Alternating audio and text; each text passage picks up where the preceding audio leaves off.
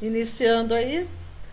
Bem, gente, aqui nós temos uma cena do filme Troia, que não é indicado para vocês, tá? Mas eu coloquei só a cena para vocês terem noção de como era. O cavalo de Troia, né, foi projetado no filme dessa forma. Na, na obra de Ulisses, de Homero, na Ilíada, ele fala que Troia foi derrotada por um embuste, tá? Por um engano, né? Que os gregos aprontaram com eles. Os gregos fizeram um cavalo, depois de 10 anos de luta, os gregos tiveram, através do Ulisses ou o Odisseu, ele teve uma ideia que era construir um cavalo de madeira que seria oferecido ao deus Apolo, mas que na verdade era uma forma de enganar os troianos, tá? Esse cavalo teria barriga oca e os gregos, alguns soldados gregos ficariam escondidos dentro desse cavalo sem que os troianos soubessem. Esse cavalo acaba sendo levado para dentro da cidade de Troia, porque eles acreditavam que a guerra tinha terminado, eles estavam comemorando o fim da guerra, beberam muito, comemoraram bastante. Quando chega de madrugada, a população estava dormindo, quando os gregos, dentro da barriga do cavalo, saem e abrem os portões de Troia, dando entrada para todo o exército grego que entrou e arrasou com a cidade. Assim, os troianos perderam a guerra. Por isso, esse cavalo de Troia ele é chamado também como presente de grego, tá? Que aparentemente parece ser algo bom, né? Algo que é agradável a todos, quando na verdade se apresenta como algo extremamente negativo, que vai trazer destruição, tá? Agora o domínio militar e comercial. Esse domínio militar e comercial, ele vai pôr um ponto final às cidades-estados que surgiram ali com os aqueus, que surgiram com os povos que vieram, os eólios, por exemplo. E aí vai dar entrada, nesse período vai dar entrada a um novo povo, que são os jônios e os dórios, mas os dórios que é o principal aí, povo que vai levar a desintegração das cidades-estados e o início de um novo período que é conhecido como a Idade das Trevas ou período homérico, que é o período aí das comunidades gentílicas, tá? Então o que acontece? Quando chega no século XII antes de Cristo, os dórios, que eram um povo extremamente violento e guerreiro, eles imigraram da região ali, da região indo-europeia. E eles vieram migrando e vão entrar na Península Balcânica, e conforme eles entraram, eles já entraram atacando as outras cidades-estado, e começa a fama deles a correr por toda a Grécia. Começa a surgir boatos, mensageiros que vão de cidade em cidade, anunciando, olha, corram porque os dórios estão vindo aí, eles são extremamente violentos. Começa a surgir uma notícia aqui, outra ali, dizendo, olha, tal cidade, ela foi destruída, né? A população foi feita de escravos, muita gente morreu. Então o povo começa a ficar apavorado, começa a ficar em pânico, e esse povo que não tinha a prática da guerra, apavorado, não estavam preparados para enfrentar os dórios, começaram a fugir. Essa fuga dos gregos com a chegada dos dórios é chamada de primeira diáspora grega. Diáspora é fuga, tá? Então eles começam a fugir e vão deixar cidades-estados desertas. Então parte da população foge para o interior, indo para as regiões de montanhas, dando origem a comunidades chamadas comunidades gentílicas, que eram, na verdade, né, agrupamentos familiares que passam a viver de forma tribal ou em aldeias. E outros grupos que vão para fora da Grécia e vão se estabelecer, né, na parte sul da Itália, da Península Itálica, e também na Ásia Menor. Tudo fugindo dos dórios. E os dórios então vieram descendo, migrando, até que chegaram no Peloponeso, fundaram a cidade de Esparta e acabaram se estabelecendo ali. Isso tudo, gente, nesse período do século XII até o século 8 a.C., que é conhecido como o período da Idade das Trevas. Por que a Idade das Trevas? Porque nesse período é o período em que aquela produção literária, tudo que foi produzido por escrito, se perdeu, foi destruído, provavelmente com a fuga dos gregos, né, ou com a entrada dos dórios que incendiavam cidades, acabou sendo destruído. O que sobrou dessa produção foi essas poesias de Homero, né, a Ilíada e a Odisseia, por isso também chamado de período homérico, ok? Então aí ocorreu uma decadência das cidades-estados, elas vão surgir depois, a partir do século VIII a.C., mas nesses 4 séculos a população grega vai viver de forma tribal ou em aldeias nas chamadas comunidades gentílicas.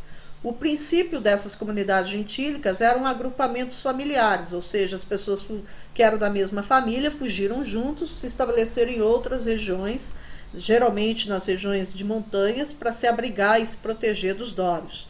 E ali eles tinham nessas comunidades familiares, né, eles tinham um líder deles, que geralmente era o cara, a pessoa mais velha do grupo, ou o mais experiente, ou o melhor guerreiro, que se torna o pater familias, né? Aí eles se assentam, encontram um local, se assentam, divide a terra entre eles de forma coletiva, ou seja, todo mundo vai ter uma casinha para morar, todo mundo vai produzir o alimento de forma coletiva, todo mundo trabalhando junto, criando os seus animais junto, e o que eles escolhiam, os animais que nasciam entre eles, eles dividiam em partes iguais para eles, tá?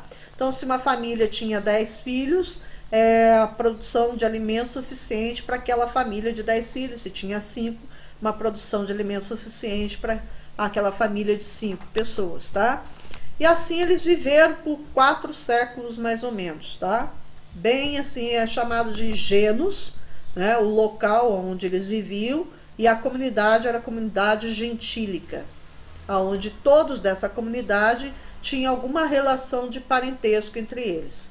Aqui é a setinha rosa que mostra a chegada dos dórios na Grécia, tá? E aqui os soldados gregos nesse período aí do século XII até o século VIII.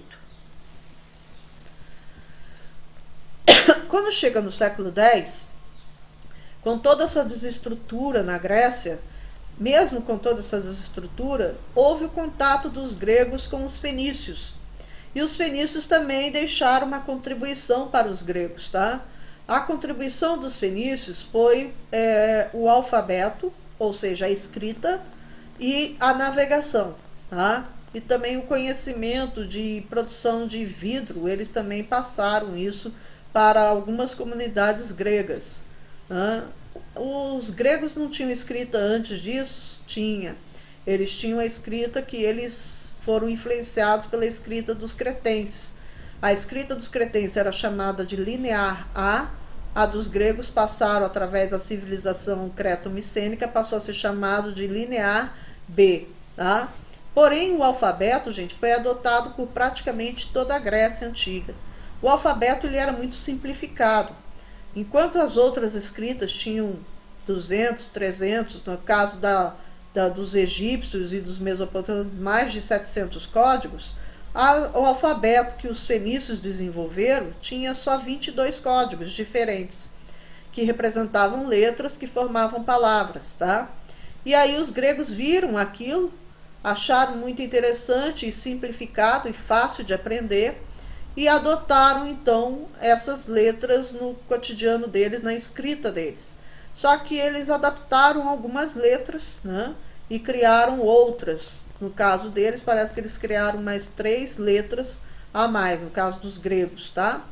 E a navegação também dos fenícios, aí vocês têm um exemplo aqui, né, da escrita fenícia, o alfabeto fenício, os símbolos aqui que vocês podem ver, o alfabeto grego e o alfabeto latino, né, que é o que nós adquirimos, tá bom? Acrescentando aí algumas letras. E a navegação, que os fenícios eles utilizavam como navegação, uma embarcação que era chamada de birreme, que era uma embarcação que utilizava velas, mas que também utilizava o remo para poder dar impulso no navio, caso não houvesse ventos, tá? Para mover o navio no mar. O crescimento demográfico, já vou mostrar, para te mostrar melhor, né? Aqui é o navio birreme, ó, tá? Então aqui ficavam os remadores, né, remando, aqui ó, como vocês podem ver, no caso aqui eles estão na proa, alguns ficavam no porão, tá? Parte do porão, acima do porão. Então eles ficavam remando. E abaixo deles era o porão, onde eles faziam o transporte das mercadorias e também de pessoas. Aqui, como vocês podem ver, as mercadorias, tá? E aqui acima os remadores, tá bom? E a vela, tá? Eles não ficavam remando o tempo todo. Eles utilizavam a vela quando havia muito vento. Porém, quando estava tudo parado, não tinha vento, eles utilizavam os remadores. Aqui o esquema melhor para vocês poderem ver. E aqui já é os chamados triremes, que foram utilizados pelos romanos. Os gregos adotaram essa prática de navegação dos fenícios, passaram a usar essas embarcações aí. Porém, gente, quando chega lá no século 8 a.C., a população grega cresceu novamente, então aumentou a população da Grécia, inclusive dessas comunidades gentílicas. Com o aumento dessa população, passou a ser necessário maior produção agrícola, ou seja, produzir mais alimento para que essa população pudesse comer. Mas a terra ela não crescia, ela mantinha-se a mesma. Então o que acontece? Ali começa a decadência da comunidade gentílica, porque conforme a população foi crescendo, começou-se a ter necessidade de ter mais terras para produzir mais alimentos, mas não tinha mais terras. Então o que acontece? O pater familias, que era o chefe, ele começa a distribuir as terras de forma desigual. Ele começa a beneficiar aqueles parentes que eram mais próximos dele e passa a prejudicar aqueles que não tinham nenhuma relação de parentesco com ele ou que eram parentes bem distantes.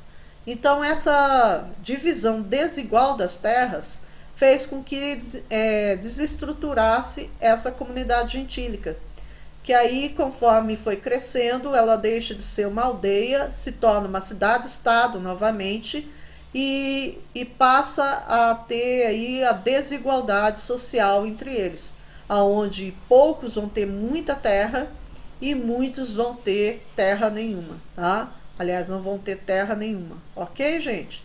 E aí a comunidade gentílica se desestruturou, dando espaço para o surgimento de novas cidades-estado. E é nesse período do século 8 a.C. que vão surgir as cidades. A Atenas, se eu não me engano, é no século 10 a.C., então é antes do final dessa comunidade gentílica. E a cidade de Esparta é no século 8 a.C. que ela surge. Ok? Já sabe, se vocês tiverem qualquer dúvida, é só mandar perguntas no Zap que eu estarei respondendo para vocês. Fiquem com Deus, tá? Se cuidem. Até as próximas semanas.